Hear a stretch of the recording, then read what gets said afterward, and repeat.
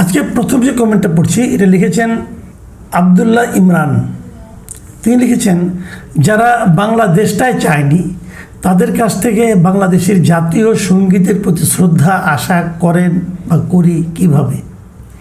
আওয়ামী লীগ ও বিএনপির কারণে মুক্তিযুদ্ধ, স্বাধীনতা ও রাষ্ট্রবিরোধীদের এত বড় উত্থান খুবই কষ্টদায়ক। পরের কমেন্টে লিখেছেন মোহাম্মদ লিটন ব্যাপারী। তিনি লিখেছেন, একমাত্র আওয়ামী লীগের কারণে রাজাকারের দল জামাত আজকে বিরোধী দল হতে পেরেছে। আওয়ামী লীগ যদি 2024 সালের 7 জানুয়ারি নির্বাচন অন্তত সুস্থ করত তাহলে হয়তো আজকে আওয়ামী লীগ বিরোধীদের দলে থাকতো, কিন্তু দেশ ছেড়ে পালাতে হতো না। জামাত আজকের বিরোধী দল হতে পারতো না। দেখেন মিস্টার লিটন ব্যাপারে আপনার এই যে অবজারভেশন, আপনার এই যে উপলব্ধি, এই উপলব্ধিটা একদম যে ভিত্তিহীন তা কিন্তু আমি বলবো না, কিন্তু এর বাইরেও আরও অনেকগুলো কারণ আছে। কেবল নির্বাচনটাই মূল কারণ ছিল না, নির্বাচনের বাইরেও বিগত 17 বছর আওয়ামী লীগ যেভাবে দেশ শাসন করেছে সেখানে অনেকগুলি বিষয় ছিল যে কারণে তাদের নেতৃবৃন্দকে দেশ ছেড়ে পালাতে হয়েছে। তারপরেও আপনার এই মন্তব্যটা কিন্তু এটাও কিন্তু একটা অন্যতম প্রধান কারণ। এর পরের কমেন্টে লিখেছেন অনামিকা দেবনাথ। তিনি লিখেছেন, আসেন আমরা হাসি, মন খুলে হাসি, বুকে পাথর চাপা দিয়ে হাসি। আমার 71 আজ কলঙ্কিত, এত কষ্ট হচ্ছে, মনে হচ্ছে আমার অঙ্গহানি হয়েছে। এগুলো দেখার জন্য বেঁচে থাকতে হবে। আবু সাইদ লিখেছেন, 1400 মানুষের খুনি সহযোগীর থেকে জাতীয় সঙ্গীত বড় হয়ে গেল। আবু সাইদ সাহেব, আপনার এই প্রশ্নটার আমি একটু জবাব দিই। আপনি যেটা বলতে চেয়েছেন যে রাষ্ট্রপতির ভাষণ তারা যে উপেক্ষা করেছে, বয়কট করেছে, এই কারণে যে রাষ্ট্রপতি 1400 খুনির সহযোগী। কিভাবে ভাই? উনি যদি 1400 খুনের সহযোগীর কাছে আপনি যদি শপথ নিতে পারেন, 1400 খুনের সহযোগীর কাছ থেকে আপনি যদি নির্বাচনের জন্য আদেশ নিতে পারেন এবং তার আদেশের ভিত্তিতে যদি নির্বাচন হতে পারে, সেই নির্বাচনে যদি আপনি বিজয়ী হয়ে সংসদে যেতে পারেন, এত দূর পর্যন্ত 1400 মানুষের খুনি সহযোগীকে আপনি সহ্য করতে পারলেন, আর যেটা নাকি সাংবিধানিক একটা দায়িত্ব নিয়ে এখানে পড়বেন সেটা আপনাকে সহ্য হচ্ছে না কেন? তাহলে আবার উল্টা দিক থেকে বলি, এই 1400 মানুষের খুনি সহযোগী যাকে আপনি বলছেন, তাকে এখানে ভাষণ দেওয়াটা তো আপনারা 77 জন সহ্য করছেন না, কিন্তু 212 জন তো সহ্য করছে, 213 জন তো সহ্য করছে। তারা কীভাবে সহ্য করছে তাহলে? তো এই যে বিষয়গুলো আছে না, এত সুইপিং কমেন্ট করা ভাই ঠিক না। রাষ্ট্রপতি, আমাদের দেশে রাষ্ট্রপতির সাংবিধানিকভাবে তার তেমন কোনো ক্ষমতাই নাই। উনি রাষ্ট্রপতি ছিলেন হাসিনার আমলে, উনি চাইলেই কি হাসিনার বিরুদ্ধে কোনো সিদ্ধান্ত নিতে পারতেন? কোনো রাষ্ট্রপতি, এই যে এখন রাষ্ট্রপতি আবার হাসিনার বিরুদ্ধে বলতেছেন, এখন কিন্তু উনি বিএনপি সরকারকে সহযোগিতা করছেন। রাষ্ট্রপতির কোনো উপায় নাই যে ওই সময়ের সরকারকে সহযোগিতা করা ছাড়া। এটাই নিয়ম। এই নিয়মের বাইরে গেলে যাওয়ার সময় এখন তো যেতে পারছে না। উনি যদি আওয়ামী লীগের সহযোগী হয়ে থাকেন, খুনির সহযোগী হয়ে থাকেন, ফ্যাসিস্টের সহযোগী হয়ে থাকেন, এখন তো কালকে দেখলাম যে উনি নিজেই বললেন যে আওয়ামী লীগের একটা ফ্যাসিস্ট শাসন ছিল। তাহলে কমেন্ট ভালো, বাট তারপরে মনে করি যে একটা অযৌক্তিক কাজে সাপোর্ট করা কঠিন। মাসুদ আলম লিখেছেন, আসসালামু আলাইকুম জনাব মাসুদ কামাল ভাই, আজকে রাষ্ট্রপতির ভাষণ শুনলাম, এটা কি আওয়ামী রাষ্ট্রপতি? মনেই হয় না। উনি তো বিএনপি, জামাত ও এনসিপি রাষ্ট্রপতি হয়ে তাদের গুণ কীর্তন করছেন। আজ তার ভাষণে ক্লিয়ার হয়ে গেছে সে অনেক কথা। মাসুদ আলম সাহেব, আপনাকে আর আমি কথা বলি, একটু আগে যে কথাটা বললাম ওটি আপনি শুনেন। আসলে আগে রাষ্ট্রপতি যখন কেউ হয় তখন সে আর কোনো দলের থাকে না, তাকে নির্দলীয় হয়ে তারপরে রাষ্ট্রপতি হতে হয়, এটাই নিয়ম। সেই হিসেবে উনি তো আওয়ামী রাষ্ট্রপতি না, উনি বিএনপি রাষ্ট্রপতিও না। যারা বিএনপি যদি আগামীতে অন্য কোনো একজন রাষ্ট্রপতিকে বানায় আইন অনুযায়ী, নিয়ম অনুযায়ী, নীতি অনুযায়ী, নৈতিকতা অনুযায়ী, তিনি কিন্তু বিএনপি রাষ্ট্রপতি হবেন না। রাষ্ট্রপতি হবেন পুরো দেশের, এবং উনি হবেন নির্দলীয় ব্যক্তি। কাজে তার কাছ থেকে আওয়ামী চিন্তা আশা করাটাও তো আমি মনে করি এক ধরনের দলীয় সংকীর্ণতা ছাড়া আর কিছু নয়। রহমত খান লিখেছেন, মাসুদ কামাল ভাই, আপনি তো বিএনপি জামাতের দোসর হিসেবেই দাওয়াত পেয়েছেন। তাহলে ওখানে যারা দাওয়াত পেয়েছিল সবাই কি বিএনপি জামাতের দোসর? ওখানে তো অনেককে দেখেছি আমি। প্রথম হলো সম্পাদক গিয়েছিলেন, তো উনিও বিএনপি জামাতের দোসর ছিলেন। দেখেন ভাই, এখানে সমাজের অনেকেই দাওয়াত পায়, যারা আওয়ামী লীগ করে না, যারা আওয়ামী লীগের বাইরে, তারা কি সব বিএনপি জামাতের দোষর নাকি? তাহলে তো দেশে বিএনপি জামাতের দোষরের সংখ্যাই বেশি। মানে একটু অতি সরলীকৃত সিদ্ধান্ত হয়ে গেল ভাই। আমি একজন সাংবাদিক হিসেবেই সেখানে দাওয়াত পেয়েছি। আব্দুল গনি কলেজ, উনি লিখেছেন, মাসুদ কামাল ভাই, আমি নিয়মিত আপনার আলোচনাগুলো শুনি। আমার জানার একটি প্রশ্ন, আশা করি আপনি উত্তর দেবেন। প্রশ্নটি হলো, আজকের সংসদ অধিবেশনে ডক্টর খন্দকার মোশাররফ হোসেনের সভাপতি, সেটা কোন আইনে হলো? ভাই আমি নিজেও জানি এটা কোন আইনে হলো। এটা কোনো আইনের মধ্যে পড়ে বলে আমার মনে হয় না। আমি যতটুকু বুঝি যে এই ধরনের সংসদের প্রথম অধিবেশনে সভাপতি করবেন পূর্ববর্তী সংসদে যিনি স্পিকার ছিলেন তিনি, এবং যদি তিনি কোনো কারণে সভাপতি করতে না পারেন এবং উনি যদি পদত্যাগও করেন তবুও তিনিই করবেন, এটাই নিয়ম। এবং উনি যদি কোনো কারণে না করতে পারেন, শারীরিক অসুস্থতা অথবা মৃত্যুজনিত কারণে, তাহলে ডেপুটি স্পিকার করবে। ডেপুটি স্পিকার বাংলাদেশে কে ছিলেন? শামসুল হক টুকু সাহেব। উনি কোথায়? উনি জেলে আছেন, কিন্তু উনি কনভিক্টেডও না, উনি কিন্তু অপরাধী সাব্যস্ত হন নাই। তাহলে ওনাকে এনে করা যেত, ওনাকে জামিনে এনে অথবা ওনাকে প্যারোলে এনে ওনাকে যে সভাপতিত্ব কাজটা করানো যেত, কিন্তু সেটা করা হয়নি। আমি মনে করি এটা একটা মন্দ দৃষ্টান্ত হিসেবে পরবর্তী সময়ে থেকে যাবে। মোহাম্মদ হোসেন লিখেছেন, জনাব মাসুদ কামাল, শুভেচ্ছা। আপনার এবং মাহবুব কামালের কথোপকথনের কন্টেন্টে মন্তব্য করেছিলাম, বেগম খালেদা জিয়া এবং তারেক রহমান বঙ্গবন্ধুকে কখনো বঙ্গবন্ধু বলেন না। আজকে নিশ্চয়ই আপনি চাক্ষুষ হয়েছেন। পাকিস্তানের পার্লামেন্টে যুদ্ধ অপরাধীদের ফাঁসির পর শোক প্রস্তাব গ্রহণ করেছিল, আর আজকে বাংলাদেশের সংসদে শোক প্রস্তাব গ্রহণ করা হলো।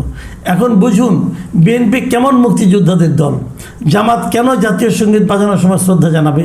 তারা তো এই জাতির সঙ্গীতকে ধারণ করে না, তারা এই সঙ্গীত পরিবর্তন করতে চায়। এস.এম. ইমরান লিখেছেন, একজন বীর বিক্রমকে প্রতিনিয়ত মাননীয় মাননীয় বলতে হবে রাজাকারদের, কি অদ্ভুত এক ব্যবস্থা। ইমরান সাহেবের অবজারভেশন খুবই ভালো। ঘটনা কিন্তু আসলে তাই। সংসদ সদস্যরা যতবার কথা বলতে উঠবেন ততবার তাদেরকে মাননীয় স্পিকার কথাটা বলতে হয়, ওটা দিয়ে তারা শুরু করে। আসলে কথাগুলো তারা স্পিকারকে উদ্দেশ্য করেই বলে। এখন স্পিকার যিনি আমাদের হয়েছেন হাফিজউদ্দিন আহমেদ, উনি তো আসলেই বীর বিক্রম এবং খুব বড় একজন মুক্তিযোদ্ধা ছিলেন। তো আপনি যেটা বলেন সেটা আসলে একটা মানে সত্য ব্যাপার। কিন্তু মোহাম্মদ রুবেল লিখেছেন, জামাত তো ডেপুটি স্পিকারের পদ নেয় নাই। হ্যাঁ মিস্টার রুবেল সাহেব, আপনি ঠিকই, আমি বুঝতে পেরেছি আপনি আমাকেই বলেছেন কথাটা। এই কারণে যে আমি এর আগে যখন নাকি জামাতে ইসলামকে ডেপুটি স্পিকারের পদটাকে অফার করা হয়েছিল, জামাত বলেছিল তারা পুরো প্যাকেজ না হলে নেবে না, পুরো প্যাকেজে জুলাই সনদ থেকে না মানলে তারা এটা নেবে না। এবং তখন আমি বলেছিলাম জামাত আসলে নেবে। তো আমার যে বলাটা, আমার যে বিশ্লেষণটা, সেটা ভুল প্রমাণিত হয়েছে। আমি জানি আপনি এই জন্যই আমাকে এই কথাটা বললেন যে আমার ডেপুটি স্পিকারের পদ নেয় নাই। হ্যাঁ এটাই ঠিক, আমার সেই বিশ্লেষণ ভুল ছিল। আমার বিশ্লেষণ তো ভুল হয়, আমি তো জ্যোতিষ না, তাই না? এবং জ্যোতিষও সব সত্য কথা বলতে পারবে না। আমি জ্যোতিষী বিদ্যায় পারদর্শী নই এবং সেইভাবে বলিও নি। আমি আমার মতো করে বিশ্লেষণ করেছি এবং আমার কাছে মনে হয়েছিল জামাতের ডেপুটি স্পিকার পদটা নেওয়া উচিত। জামাত নেয়নি, জামাতের হিসাব। যেমন জামাত 91 সালে যখন তারা ক্ষমতায় আসে, জামাত তো ক্ষমতায় আসে নাই, তখন 91 সালে বিএনপি এসেছিল। বিএনপি কিন্তু তখন যদি জামাত চাইতো, জামাতের সাপোর্ট নিয়ে বিএনপি ক্ষমতায় এসেছিল, তখন জামাত চাইলে কিন্তু 2-1টা মন্ত্রী পেত। জামাত চায়নি। এবং এই না চাওয়া নিয়ে এখনও আমি অনেক জামাত নেতার মুখে শুনি যে তারা না চেয়ে ভুল করেছিল। জামাতও ভুল করে, আওয়ামী লীগও ভুল করেছে, বিএনপি অনেক রাজনৈতিক ভুল সিদ্ধান্ত নিয়েছে। বিশ্লেষণ করতে যে আমি অনেক ভুল করি, মানুষ তো ভাই একমাত্র ফেরেশতা না হয় ভুল হয় না, মানুষের তো ভুল হবেই। কিন্তু আমার বিশ্লেষণটা ভুল প্রমাণিত হয়েছে, কিন্তু ওনারা নেন নাই।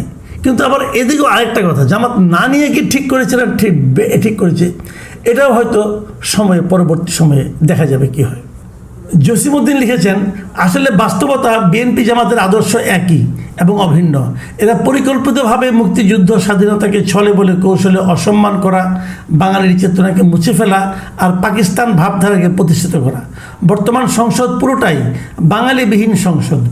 বাঙালিদের কলঙ্কিত করে 71-এর প্রতিশোধ নেওয়াই এদের মূল লক্ষ্য, আর বিএনপি হচ্ছে এসব কর্মকাণ্ডের সহযোগী। ওজা বিদেশ, এটার নামটা আমি বুঝতে পারলাম না কিছু। যাই হোক, উনি লিখেছেন, ফ্যাসিবাদ নাম একটা ব্যবসার নাম। এটা একটা রাজনীতির নাম, এটাই এখন বিরোধীদের রাজনৈতিক পুঁজি। তবে এগুলো আগেও হয়েছে, আর আমিও আওয়ামী লীগের রাজনীতির প্রতি দুর্বল, কিন্তু এবার আমি বিএনপিকে ভোট দিয়েছি। আমি এবার তাদের উদারতার দিক এবং সমঝোতা জামাতের সাথে এই দুটোর দিকে খুব নজর দিতে চাই। তবে দেশের স্বার্থে সঠিক রাজনীতি না করলে ভবিষ্যতে অনেক ভয়াবহ অবস্থা হবে রাজনীতির। সুজিত দাস লিখেছেন, এই 3 যুদ্ধ অপরাধীদেরকে শোক প্রস্তাবে আনা 30 লক্ষ শহীদের আত্মাকে অপমান করা হলো। মানে জাতীয় সংসদে যে এবার শোক প্রস্তাব আনা হয়েছে, তার মধ্যে আপনার কামারুজ্জামান, কাদের মোল্লা, মতিউর রহমান নিজামী এবং দেলোয়ার হোসেন সাইদির নামেও শোক প্রস্তাব আনা হয়েছে। উনি সেই বিষয়টাকে হয়তো উল্লেখ করেছেন। তপন দেওয়ানি লিখেছেন, নুরুল মজিদ হুমায়ুনেরও শোক প্রস্তাবের তালিকায় থাকা উচিত ছিল নাকি? হ্যাঁ ভাই, আমি মনে করি ছিল। উনি আওয়ামী লীগের মন্ত্রী ছিলেন, মারা গেছেন অন্তর্বর্তীকালীন সরকারের আমলে, এবং উনি একজন বীর মুক্তিযোদ্ধা ছিলেন। তো শোক প্রস্তাবে ওনার নাম থাকা খুবই উচিত ছিল, কিন্তু রাখা হয় নাই। এবং এই যে না রাখাটা, আমি আরও 2 জনের নাম বলেছিলাম, কিন্তু সিরাজুল আলম খানের নাম বলেছিলাম, ডক্টর জাফরুল্লাহ চৌধুরীর নাম বলেছিলাম, তাদের নামও কিন্তু শোক প্রস্তাবে আসে নাই। এটা আমি মনে করি এর মাধ্যমে আপনি এই সংসদটার চরিত্রকে আপনারা বুঝতে পারবেন, এটি কী ধরনের সংসদ আমাদের চলছে, হবে এবং আগামীতে 5 বছর থাকবে। তো আমি মনে করি কি, এই শোক প্রস্তাবের বিষয়গুলো হুটহাট চিন্তা না করে একটু চিন্তা ভাবনা করে ঠিক করা উচিত। কখন কে মারা যাচ্ছে কি না যাচ্ছে, আমাদের যেমন ধরেন নুরুল মজিদ হুমায়ুন অত্যন্ত একজন বড় মুক্তিযোদ্ধা ছিলেন, অন্য একটা রাজনৈতিক দল করতেন, রাজনৈতিক মতবিরোধের কারণে তার নাম বাদ দেওয়াটা এটা তো ঠিক না। অথচ তারা কিন্তু মতিয়া চৌধুরী নাম আবার ঠিকই রেখেছে। কাজেই আমার কাছে মনে হয় এখানে এক ধরনের বোধহয় আনারিপনাও কাজ করছে। ওসমান গনি লিখেছেন, আনারি নয়, অযোগ্য অপদার্থ লোকদেরকে সাউন্ড সিস্টেমের দায়িত্ব দেওয়া হয়েছে। হতে পারে, আমি নিজে মনে করি যে এটা আসলে খুবই একটা ন্যাক্কারজনক কাজ হয়েছে, এবং এই সাউন্ড সিস্টেমের দায়িত্বটা কারা ওদিন পালন করেছেন তাদেরকে আসলে জবাবদিহিতার আওতায় আনা উচিত। এবং আমি তো মনে করি যে এদেরকে কারা হায়ার করেছে তাদেরকেও জবাবদিহিতার আওতায় আনা উচিত। এবং এটা খুবই অযোগ্য লোক, অপদার্থ লোক, যে একটা সংসদ অধিবেশনের সাউন্ড সিস্টেম এত খারাপ হতে পারে, ভাই এটা আমার চিন্তার বাইরে ছিল। এবং আমি এর মধ্যে মিডিয়ায় দেখলাম অনেকে এই ব্যাপারে নিয়ে কিন্তু তাদের উষ্মা প্রকাশ করেছেন। যদি এটা চলতে থাকে তাহলে বুঝতে হবে তারা দেশে বোধহয় এভাবেই চালাবে, এই সাউন্ড সিস্টেমের মতো অপদার্থ এবং অযোগ্য লোকদের দিয়ে। সম্বিত বিশ্বাস লিখেছেন, জনাব অজয় দাশগুপ্ত মহোদয়ের এপিসোড খুব মিস করছি। হ্যাঁ ভাই, আপনি মিস করছেন কেবল না, আমিও মিস করছি। আমাকে আরও অনেকে বলেছেন যে অজয় দাশগুপ্তকে আমরা পাচ্ছি না কেন। না পাওয়ার কারণ হল উনি তো সিডনিতে থাকেন, অস্ট্রেলিয়াতে। উনি গত কয়েকদিন অস্ট্রেলিয়াতে ছিলেন না। উনি ওখান থেকে দেশে ওই সিডনির অস্ট্রেলিয়ার বাইরে অন্য দেশে আসলে উনি গিয়েছিলেন একটা সফরে, কিছু ট্যুরে গিয়েছিলেন। ওনার সঙ্গে আমার কথা হয়েছে, আমরা হয়তো ওনাকে আগামী মঙ্গলবারে পেয়ে যাব। উনি এর মধ্যে আসবেন, তখন আমরা ওনাকে আবার পাবো।